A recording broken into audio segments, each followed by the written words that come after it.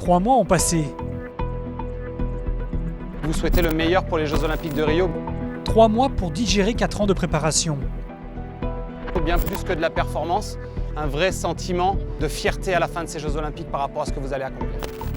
Et pour refermer la page olympique, un échec et une grosse déception. Les Jeux Olympiques, c'était en deçà, bien évidemment. Il manque de l'or au tableau des médailles. On revient avec 2 médailles d'argent. Il y a eu quelques belles performances, mais on n'a pas été à la hauteur de ce qu'on aurait aimé être.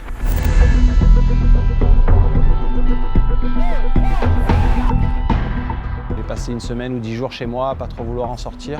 Les 2 semaines qui suivent, c'est toujours un dur retour à la réalité où finalement un projet s'arrête, tu as l'impression qu'il y a tout un pan de ta vie qui s'effondre.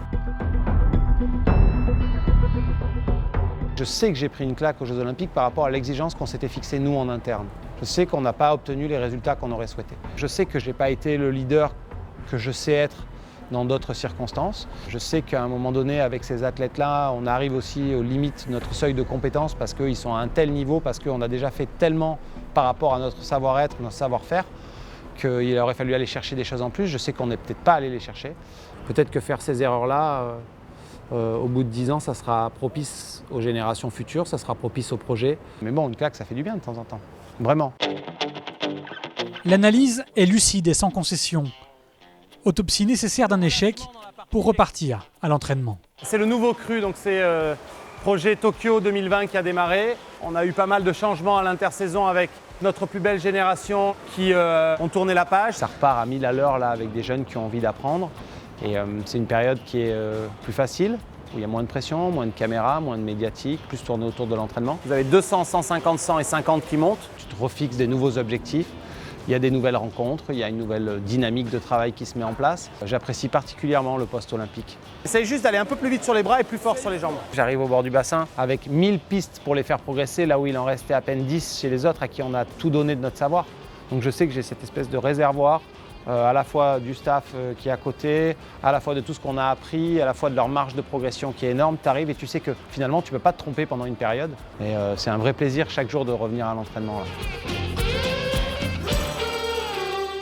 À peine le temps de souffler que le rythme bi-quotidien d'entraînement a repris. Après 4 Olympiades comme coach, Romain Barnier aurait pu tout arrêter. Mais il ne s'est pas vraiment posé la question. Non. Pourquoi ? Oh, parce que je suis drogué au chlore. Parce que j'ai pas du tout envie d'arrêter, parce qu'entraîner c'est ce qui me définit, c'est ce qui me rend heureux, c'est ce qui me donne des repères.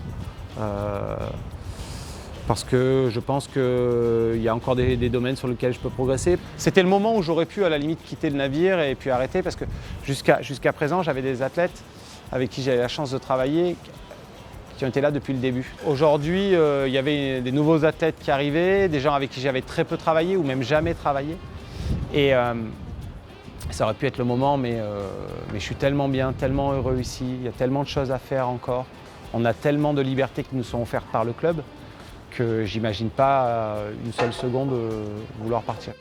De la Thaïlande à Rio, en passant par Marseille, Majorque, Tenerife, Limoges, Vichy ou Montpellier, Romain Barnier a permis à votre coach de s'immiscer dans son quotidien, son sport, sa passion, pour mieux comprendre sa méthode de management.